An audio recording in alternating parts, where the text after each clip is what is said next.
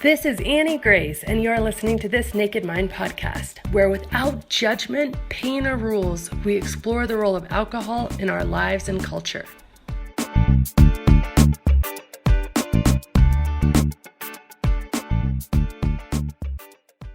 Hi, everyone. Welcome to This Naked Mind podcast with Annie Grace. And today, I'm so excited. I'm so excited that I just say which I really try not to say. But today I'm here with Dr. Amy Johnson, and literally, this book is her book, and this book is unreal. If you have not picked up this book yet, you need to read it. It's called The Little Book of Big Change.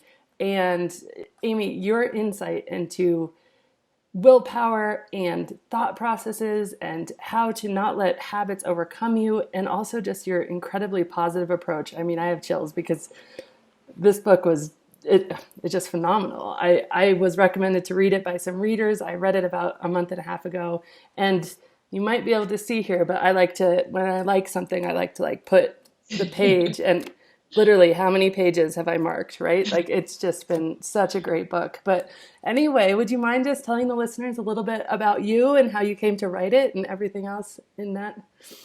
Yeah, well, thank you so much for having me. I'm super excited to be here. And, it's really cool when I just came across you and your book fairly recently too. And it's just so awesome to find that thing that's wow, there's so much overlap. And I'm just getting into your book, but just in the beginning, if I could show you my Kindle, it's all highlighted too, just like that. And it's just so cool to see the synergy and the overlaps. And it as a person that does this, I'm sure you feel the same way. It really just feels we're onto something real here. Yes. Everybody has their own unique ways of talking about it, their own stories, their own language, but there's such a core that's in common with you and I and so many other people that we've learned from and that we call upon, and it's, I don't know, I love that. It's so cool to see that. So, so I'm happy to be here and to know you and talk with your people. And, so I've been a coach and a psychologist for quite a while.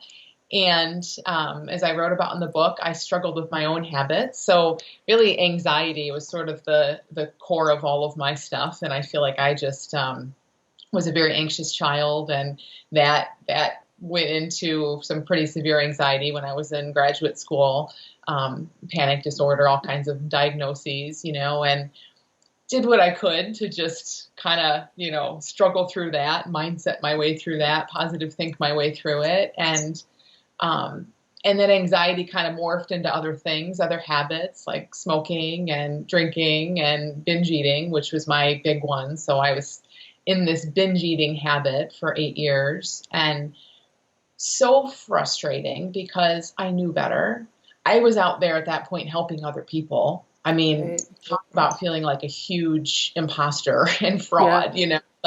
The thing is, I could see that I was able to help other people, yet it was such a weird cognitive dissonance thing in my head, because I'm like, why can't I get my stuff together? What is this? Why am I doing this? And so like most hardworking people, I just kept trying harder and harder and pulling in more resources and trying more things, and most of those things would give me a little bump. They definitely give me some hope initially, oh, maybe this will be the thing, and then I'd feel kind of hopeful, and on that, maybe ride that wave of hopefulness for maybe a few days or a few weeks. But then when I came crashing down, when I would relapse, it left me feeling lower than before. So I'm like, oh, now what? There's another thing that failed, So I really kind of quickly saw, wow, the harder I work and the more I use willpower, the less this goes in my favor in the big term, in the big picture.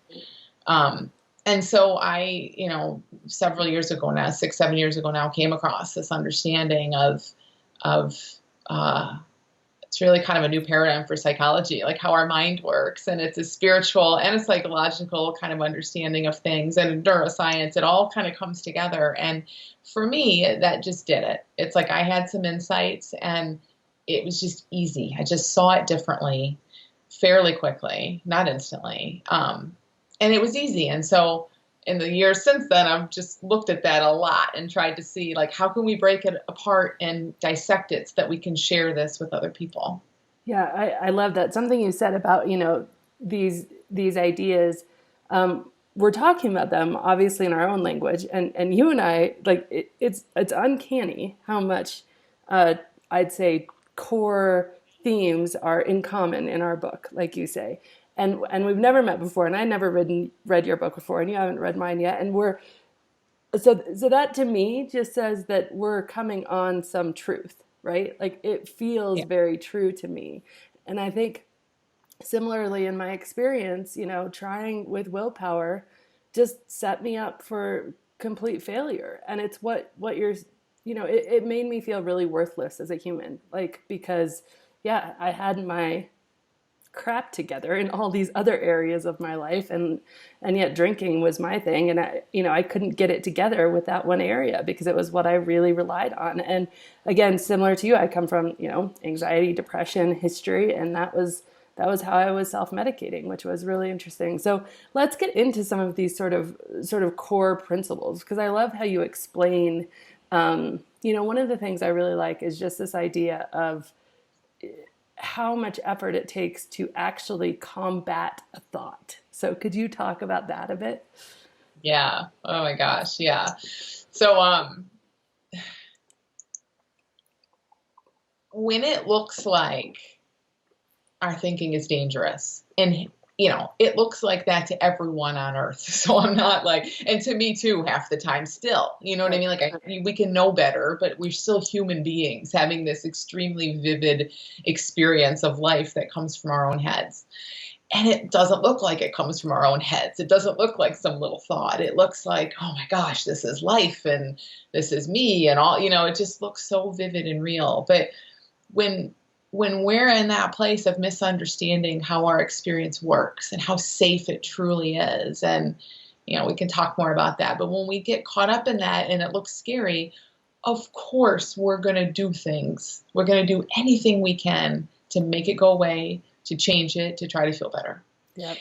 If our affirmations don't work, and all of our thought changing doesn't work, and all our willpower doesn't work, then we'll drink or eat, because hey, we know we're meant to feel good, and that's torture. Right. So I think it's so cool to see, like, our thinking comes up, and it's just so real, and we're always just doing the best we can. It's just that for most of us, and for me too, for a really long time, the best we can do looked like, oh, well, let's change this thought, or let's go for it. Like they say, take a bubble bath, go for a walk, journal. And it's like, sorry, that's not cutting it here. Right.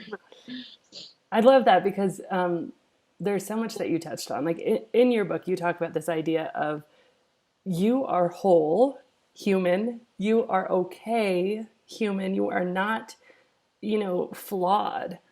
You are simply doing the best that you can do in every given moment. And when you look at it that way, so say you're having a really long, hard day and your kids are getting on top of you, and you have this incredible amount of conditioning that alcohol is going to take that pain away. And in that moment, you really are just doing the best you can to keep it together for your family, to keep it together for yourself, to not go insane, to not have like complete meltdown. And so you have a drink. Somehow you're thinking that wasn't the best I could have done. And that, I think, is this universal kind of misunderstanding. Like, no, with all the information available to you in that moment, that was the best you could have done. That was the only thing you could have done. It was not malintended. And so even though maybe some bad stuff comes from that drink, and then you go on to have many more than you wanted, or whatever the case is, you have to understand that your intentions here are not flawed. Right? Because we go into this conversation around whatever addiction it is with this idea that somehow our intentions are flawed, and then somehow ourselves are flawed, and then somehow we're creating this whole vision of ourselves. And I know I did this for me, that I am just a bad person, like, at my core. And I love your work because you unravel that myth, And the thing is, and again, even this myth, from what we saw and understood before, we just thought we were looking at the facts. Right. You know what I mean? Like, clearly I'm weak. I know better. Clearly I'm self-sabotaging. Why else would I be doing this? Like, from that thinking, it just looks so obvious. But to flip that and to see exactly what you just said, like, no, we experience life from our moment to moment thinking. We cannot experience life separate from our whatever's there in our minds in that moment. And it's like we all have glasses on and we're just seeing out of the glasses. You can't take them off. So from those glasses, if you're wearing red tinted glasses and then you're mad at yourself because everything looks red, it's ridiculous. And it's just going to make it so much harder to change. It's going to because then you feel worse, then you need more drinks, and Right. it's like, it actually compounds the problem. So yeah, it's so important to start to just see how this works in a clear and accurate way, because it's such an amazing, kind system we've been given. Like, the human design is incredible. And when we really kind of come to understand it, we get to work with it rather than trying to manipulate it and fight thoughts and do this and that and change it. I love that. I think that so the first step is just basically realizing, without anything else, that you in your actions are not coming from a bad place. You're coming from a place of doing the best you can in the moment with the information you've been given. And then when that sort of, acceptance of, okay, that gets you out of the cycle of beating yourself up. And by the way, when you're in the cycle of beating yourself up, guess what you do is you drink more, because we drink to avoid pain. And so when you get yourself out of the cycle of beating yourself up and you get yourself into a bit of self-acceptance and say, okay, I'm going to realize that my intentions are not bad, they're not flawed, then you can start to investigate the information you've been given. Investigate, why are these glasses red? What is it that is leading me to believe that in this moment of, parenting hell and work hell and drama and stress, that, eating is going to solve it, or drinking is going to solve it, or smoking is going to solve it? What are the facts, right? And I Yeah. really like where you go with this too, is, really digging into this idea of, you have this thought like, okay, and you're going to say this better than I do, but you have a thought, whether it's a craving or something, and it takes a lot of energy to try to disprove that thought. And so you give this great technique for actually expending less energy and helping it to more or less let go of you. Yeah. Yeah. And it's not even I mean, a technique's going to take energy, but it's more of just exactly what you're saying, like that bigger understanding of it. It's like, if we know that everything that moves through us is just, it's moving. A thought, feeling, it's all the same. It's the way I understand it. It's all the same. It's just a different manifestation of this one big energy that moves through us. And it moves through every human being. It's not about us. It's not personal. We all operate in the same way. We have this energy that brings thoughts and feelings and all this stuff to life within us. And it keeps moving. It's like weather. It keeps on moving, and it doesn't affect the sky and our thoughts and feelings. If we see this, we can feel stuff, and we, in our health and our clarity and our peace of mind, we're not affected by that. Then it's like the stuff just goes. Right. But what happens, like you said, is we put all this energy on, let me grab, oh no, I'm having an urge, and we bring out this big metaphorical spotlight and we're like shining it on our urge. And this is a little thought that just wants to keep moving, but Right. we're grabbing it by the tail and we're like, no, I'm going to tell you why you're not going to win today. And all the while it's like we're holding it in place innocently, of course. But when you start to see, wow, all this effort, it kind of requires that we pay a lot of attention to what we're trying to not feel, which is Right. kind of backward. And it's kind of like trying to change the weather. Why would you try to change the weather? Because it's going to change on its own anyway. It just stops making sense. And that's what I love. That's one of the overlaps that I've seen in your work too. It's like, it isn't about fighting things. It's about seeing it in a way, really what I call insight, but seeing it in a way to where it just doesn't make sense like it used to. Right, right. And I think, that's a big thing about just sort of investigating what are your beliefs that are telling you that drink at the end of a hard day is going to do you any favors. But then Yeah. also, when you feel that urge and you've decided, consciously that you don't want to have that drink, and I guess, what is your sort of best advice for how to deal with that, right? Because I do have a lot of readers who have read my work and they're like, okay, I understand all the facts, right? I understand that, this study said that alcohol actually will make me more stressed over time. And I understand that it's a short-term fix. And I understand this, that, and the other thing. But the truth is, I just still have this deep craving for a drink in these moments because I've built up this habit that's been conditioned by 5 o'clock every single day. I pour myself a drink and I don't even know how to unwind at the end of the day without it. So Yeah. in that moment, like, how would you tell people to deal with those feelings? Yeah. That's a great question. You're right. It's a really, really common question. Um, I I'm not a fan of an in the moment thing because here's the thing, like in that moment, as we know, like their resources are kind of zapped already. They're really caught up in this bad feeling. It's more of a like seeing how this works, but what happens is when you see how this all works in a bigger sense, in that moment, you tend to see through what's going on. You see what's going on in a different way in time. So if you know that, and of course, no, there's so many levels of knowing, but let's say this is like beyond logic. It's beyond intellect. It's really deeply kind of seeing how it works. Like we all deeply intuitively know that no matter what we do, we're not going to make it stop raining. It's just not going to happen. So that's why no one is out trying to make it stop raining. We complain about it. And even then, we kind of realize this is ridiculous. I'm complaining about the weather, but we do it anyway. But, no one's out really trying to stop it from raining. So because we just get how that works. Or like a nightmare is a great example. When you wake up from a nightmare, you pretty much let it go. It might linger, the feelings linger a little, but you don't try to solve the fight that you were in your nightmare when you're awake because we just know very deeply how that works. Oh, that's not real.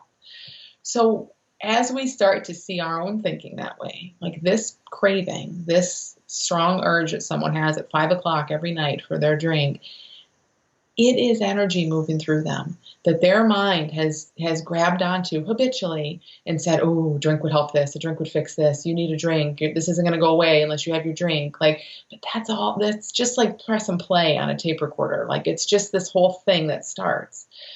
And to tell them that in the moment, I don't know, might help, might not. Great chance it won't, right? Because they're kind of really in it and they're just lost in the feeling of that.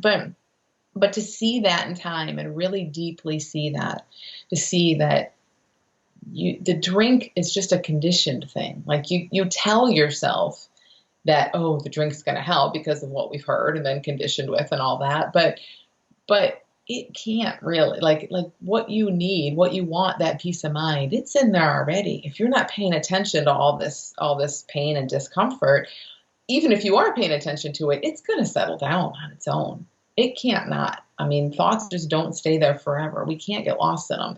So it's going to work that way. But it's hard because we don't trust it. And then we get more caught up and, well, no, and I don't like this feeling now. And, but the more we just kind of see, okay, that everything is safe. It's just my own thinking. It's my own conditioned mind. And it's totally temporary, totally impermanent.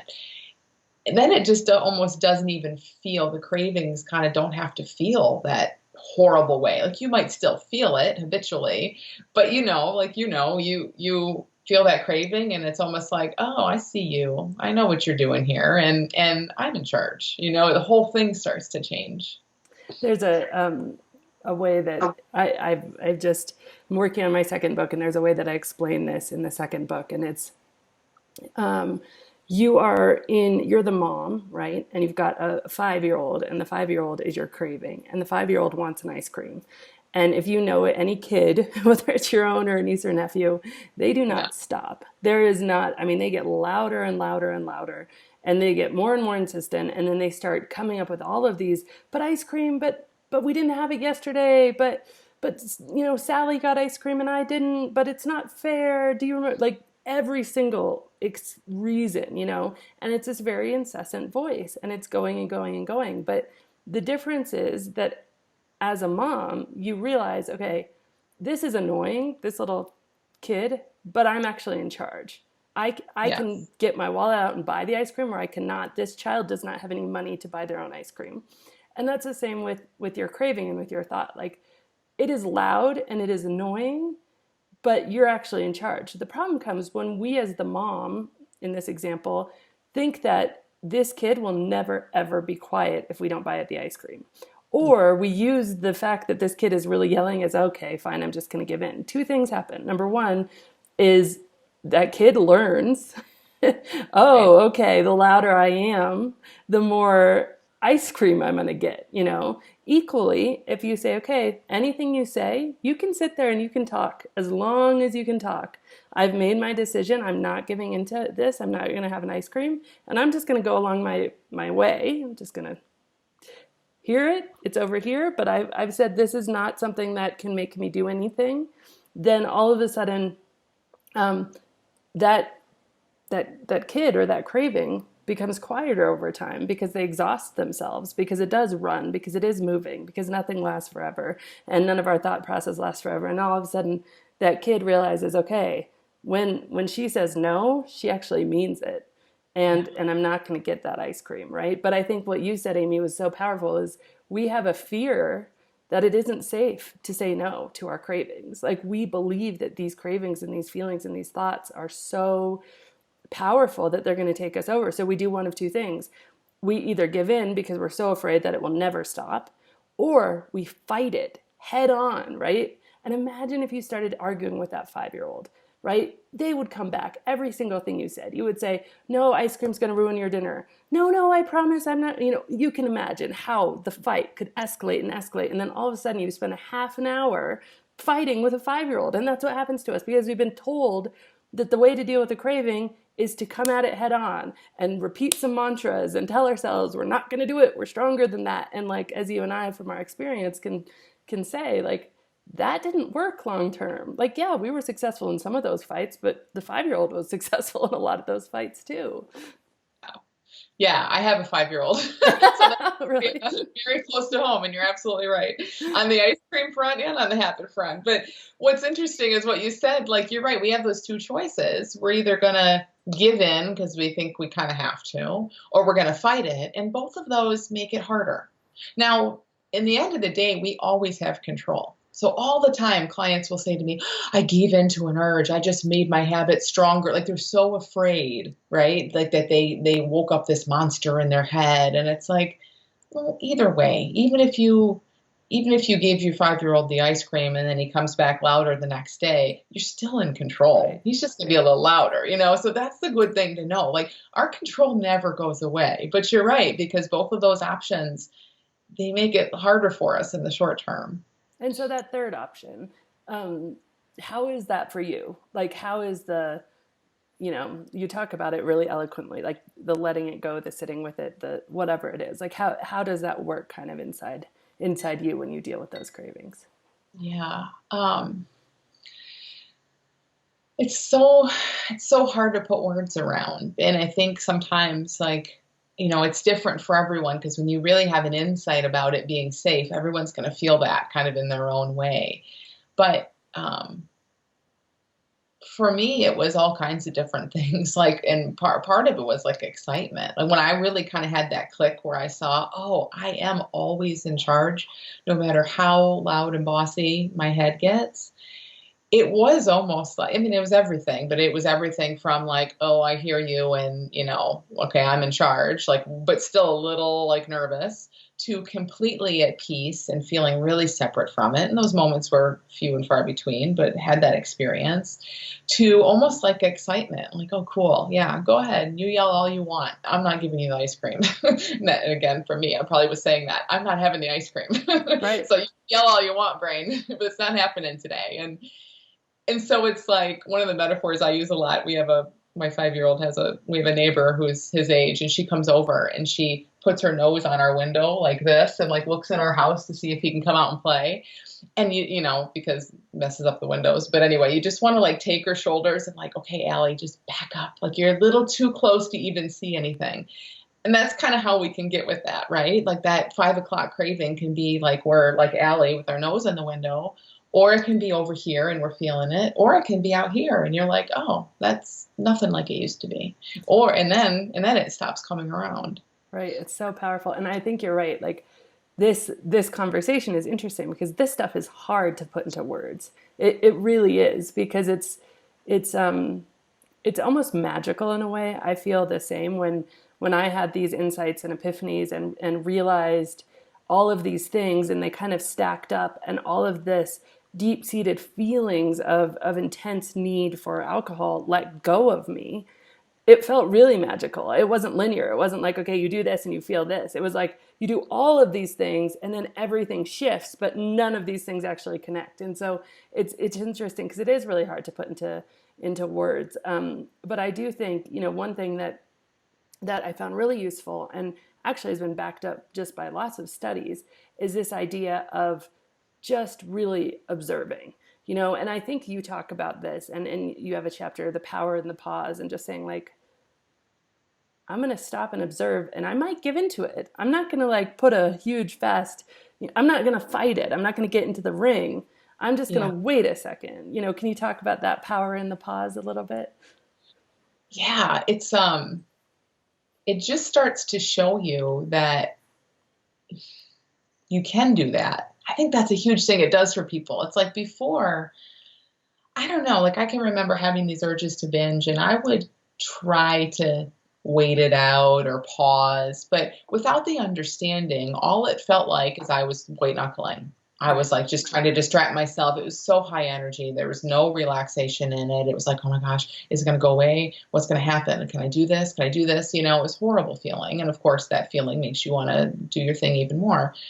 But there's something about as people start to see this, to be able to take a peaceful pause and just maybe for the first time really see, well, that's possible. Like, again, this can be over here just doing what it's doing. The kid's talking about ice cream. And the mom truly can just be okay. Like, they don't have to touch each other, but with our habits, it sometimes is the first time for people when they've really not just sort of put the blinders on and gone for the drink or the food or whatever. Like they've just said, oh, I can feel this and not do anything. I just think that in and of itself, it invites that magic in. It brings more insights because then all of a sudden, I don't know, exactly how it would go for someone, but for me, it was like starting to just see that, oh my gosh, I actually am in control. I just didn't really know how to be in control. I didn't have the understanding to back it up.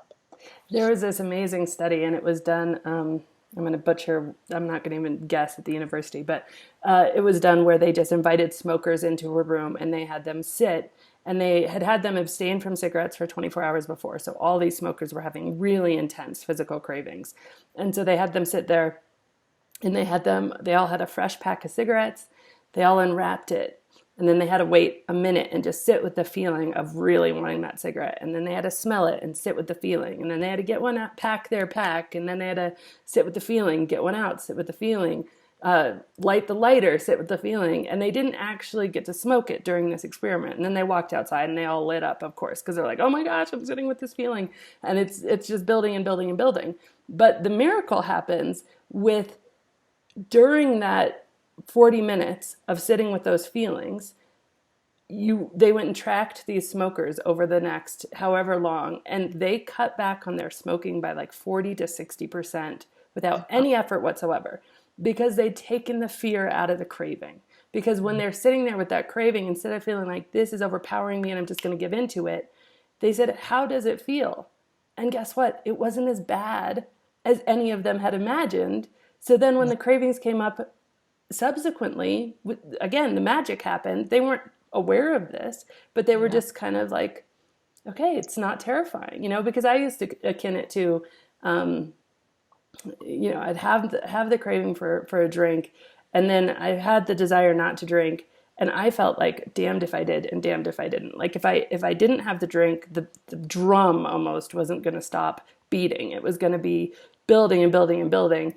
But then if I did, I knew I was going to be somewhere where I didn't want to be, because I wasn't even enjoying drinking by the time I stopped. I had too high of a tolerance. It was just making me feel bad, right? So both of these things were like, I felt such in a spot. And I think often when you have these opposing forces, whether it's, anything, I mean, even from government or whatever, you need almost this third way to come through. And this just sitting with it and realizing that you are in control.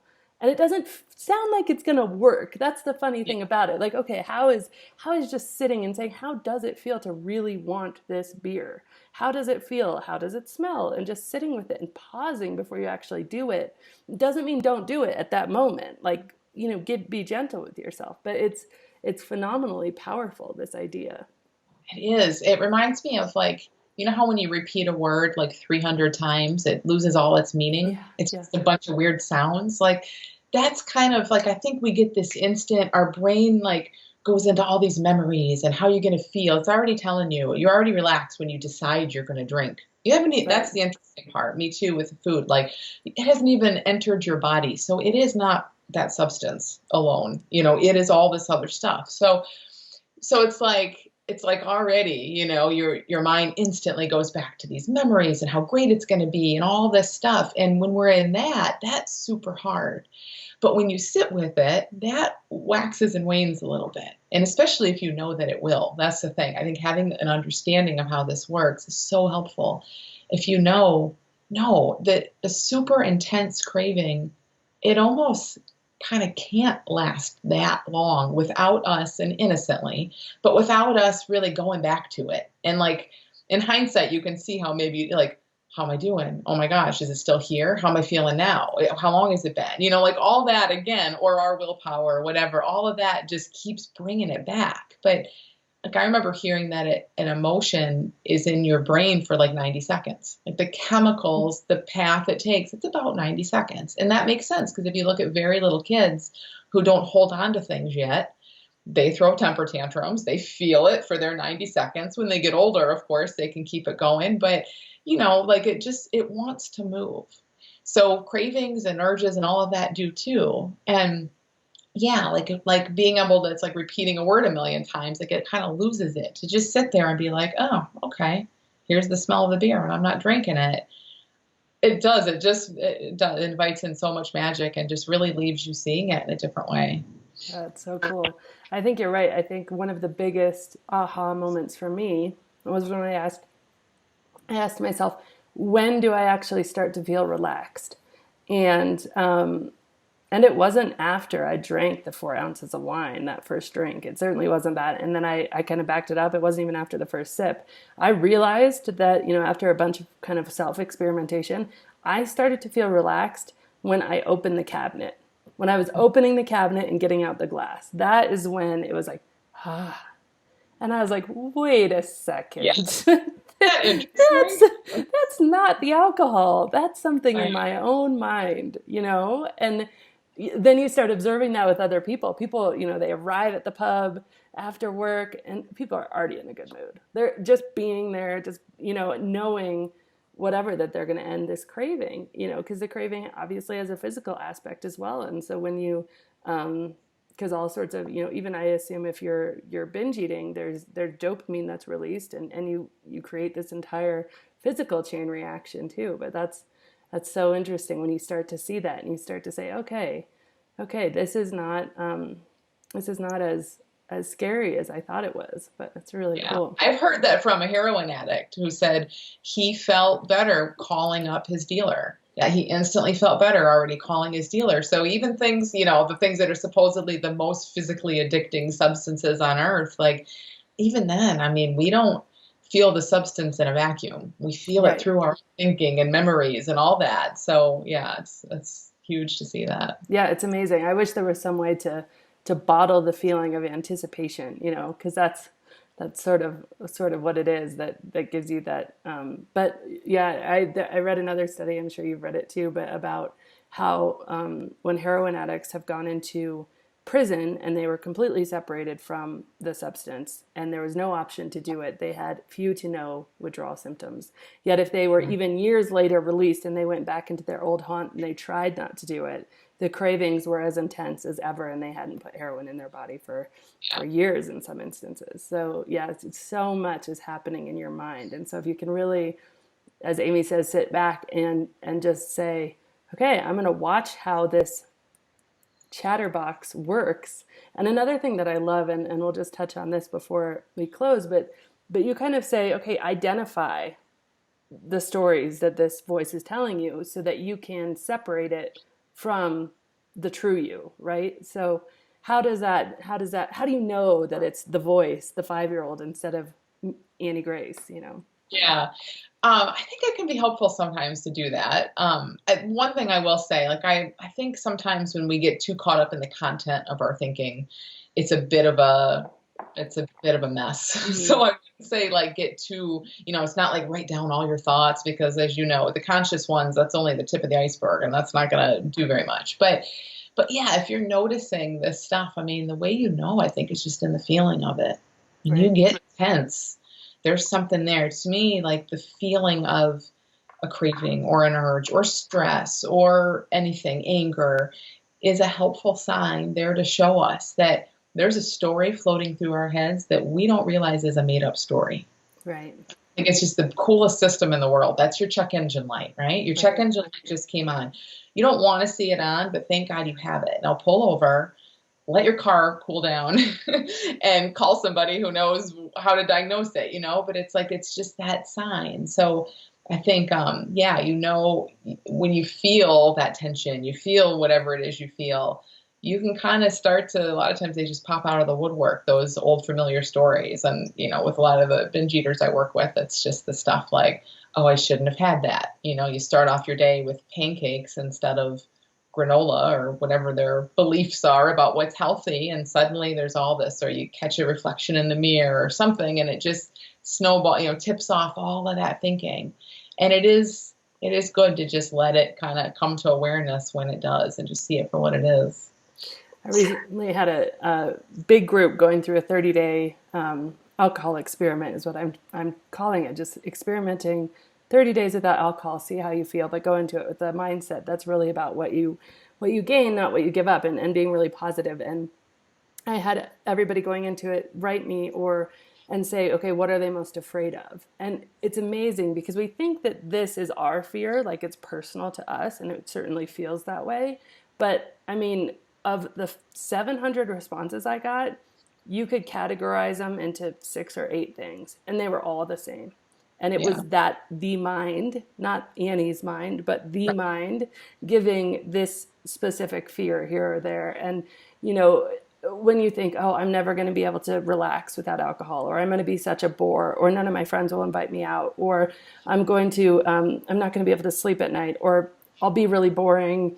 Other people will be boring to me, or what, all of these things, they feel real, but they're really just the story that makes you uncomfortable. And then when you examine them compared to kind of objective evidence, you see, okay, it's not actually real. But I think becoming really aware of those stories and being able to sort of separate that from the true you, because the true you is the one that really wants the health and wellness. That's why you have the conflict, because you've got this being inside of you that wants to take care of your body and take care of yourself, and then you've got this, all of these things where you've gotten confused, where you've just kind of gotten off path. And I think that the conflict comes from that, but then also the conflict comes from the fact that we really beat ourselves up for the confusion instead of accepting that, okay, we're humans and that has happened.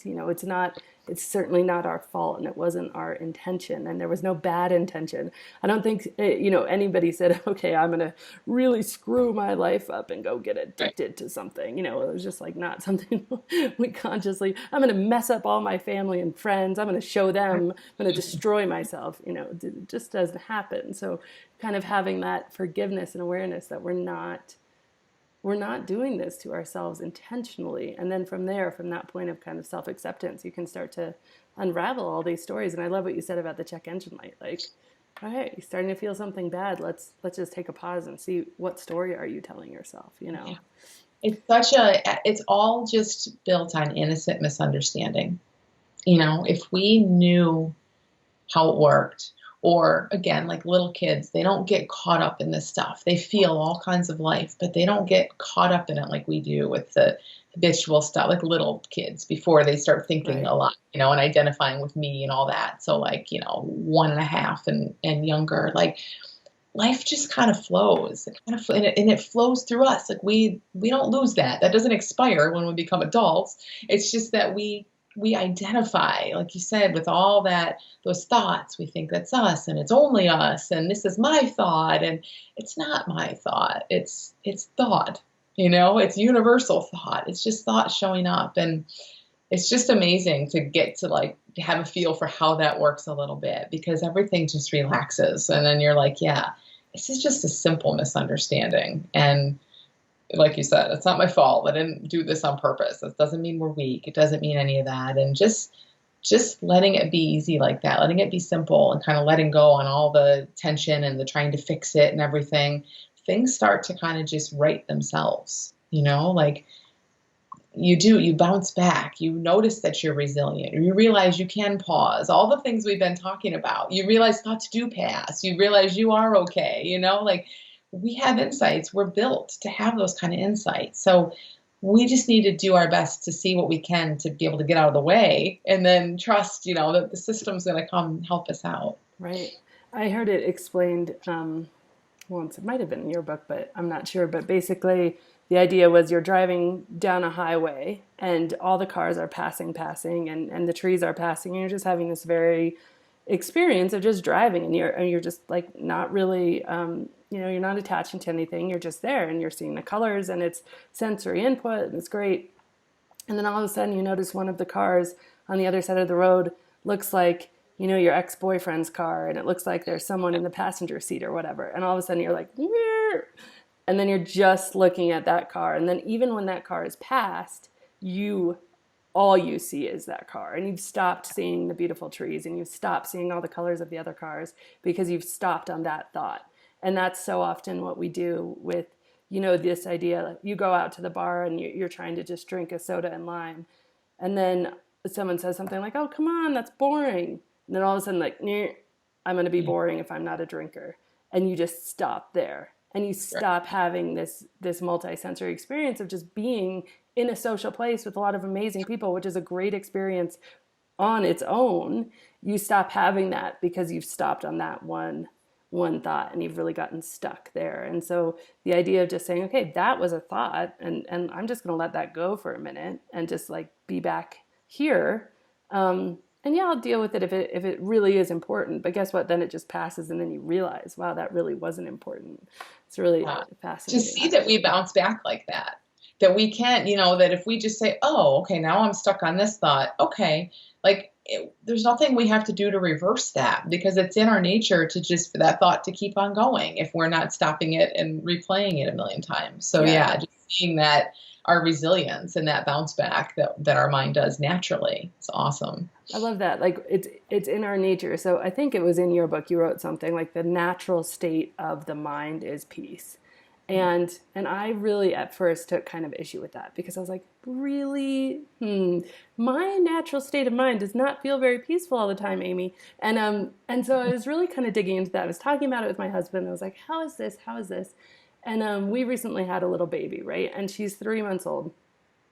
And if you look at her natural state of mind is peace. Before the language came in, before the identification came in, before anything else came in, you're absolutely right. The natural state of mind is peace. Like it's just unbelievably true. And I was like, wow, that's so true. And then I was also discussing with my husband, and we were kind of talking over this concept. And we both had been through bad breakups way back when, before we were married. And I remember that when I was dealing with a really bad breakup or anything traumatic in your life, you would wake up in the morning and you would have probably 5 or 6 seconds of just peace where you didn't feel anything. It wasn't bad. And then all of a sudden you'd remember what was happening. You'd remember the story of your life. And all of a sudden it was very much like you weren't feeling that peace anymore. But guess what? When you first woke up, before you told yourself the story, it was peaceful, right? So fascinating. So I'm a convert. I believe you now. That's my favorite evidence too. Like right when you wake up and right as you're falling asleep, when all this conceptual thought stuff, as habitual as it might be, when all that falls away, everyone feels peace. Yeah. Everyone, but sometimes you don't notice it. And it's very easy, like anything, when you believe or when you're just kind of thinking, I think my natural state is anxiety or I think my natural state is whatever. You'll find tons of evidence for that. But it's so cool to see the other way. And then you see evidence of that.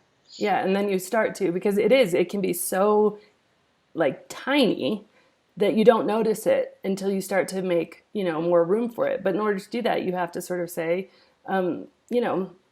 is this story about whatever I'm telling myself, I'm going to be a bore if I don't drink, is that true or not true? And it's not like you have to argue with it or answer it. You just have to ask the question, really. Just give the question to your mind. Just give the question to yourself. Is that really true? All right, I'm going to worry about that later and just keep on going, right? And just kind of let it go. But it's brilliant. Oh, very cool. Well, Amy, I mean, this has been awesome. I'm so glad to have you on the podcast. And yeah, if you have not read Amy's book, it's The Little Book of Big Change by Dr. Amy Johnson, and it's phenomenal. It's the no willpower approach to breaking any habit.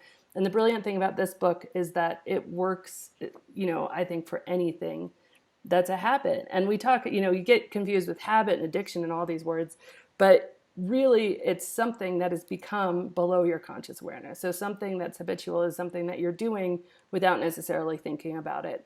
And I think the addiction part, for me, at least how I define it, it comes in when you become conscious that you don't want to be doing that thing and you feel trapped. So it's something that you no longer want to be doing that you feel a strong urge or desire to do. But that did start as a habit. Like all addictions, like they start as a habit. And I think the pain of the addiction just comes when you're in battle with it, because that battle is quite painful. But it's all semantics anyway. But anyway, the book is phenomenal. And Amy, it's been such a pleasure to have you. Thank you so much. Yeah, it's a great conversation. Yeah, very cool. All right, well, have a great day. Thank you. You too. This has been Annie Grace with This Naked Mind podcast. Thank you so much for listening. You can learn more at thisnakedmind.com. And please remember to rate, review, and subscribe, as it really helps us spread the word.